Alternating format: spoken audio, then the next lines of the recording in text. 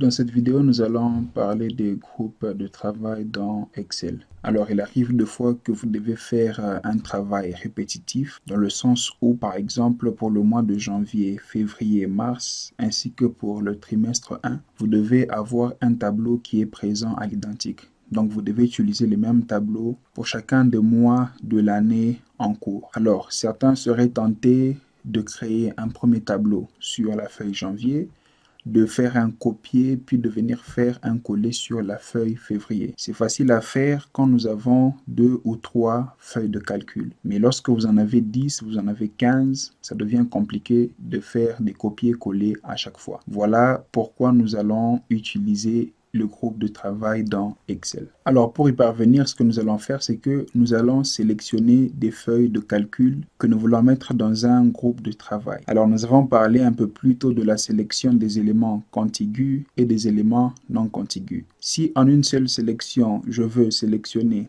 de la feuille janvier à la feuille trimestre 1, je commence par sélectionner la feuille janvier, je maintiens la touche Shift sur mon clavier et je vais cliquer sur trimestre 1. Directement de la feuille janvier à la feuille trimestre 1, l'ensemble des feuilles est sélectionné. Et lorsque vous regardez dans la barre des titres, vous avez maintenant groupe entre parenthèses. Chez vous, ça pourrait être groupe de travail. Ce qui veut dire que tout ce que je mettrai dans l'une des feuilles va se répercuter sur l'ensemble des feuilles faisant partie de ce groupe. Alors, je vais cliquer sur la feuille mars. Je vais dire que je vais prendre uniquement la feuille janvier et la feuille trimestre 1. Alors, je sélectionne la feuille janvier. Je maintiens cette fois-là la touche contrôle de mon clavier et je vais sélectionner la feuille trimestre 1. Vous remarquez maintenant que uniquement ces deux feuilles-là qui sont présentes dans le groupe de travail. Alors, je reprends la manipulation, je sélectionne janvier, je maintiens la touche Shift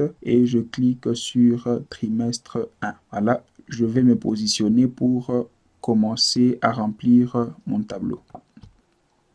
Jusqu'à la fin, 1, 2, je sélectionne les deux cellules, j'utilise la poignée de recopie. Là, je mets 3, 6. Je sélectionne les deux cellules et j'utilise la poignée de recopie.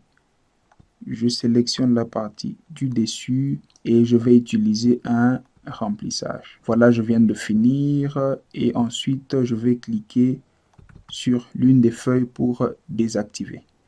Alors, ce qui va se passer, c'est que la feuille janvier a le même contenu que la feuille février, que la feuille mars, que la feuille trimestre 1. Ceci vous permet de gagner en temps lorsque vous devez faire des travaux qui sont répétitifs sur une ou plusieurs feuilles.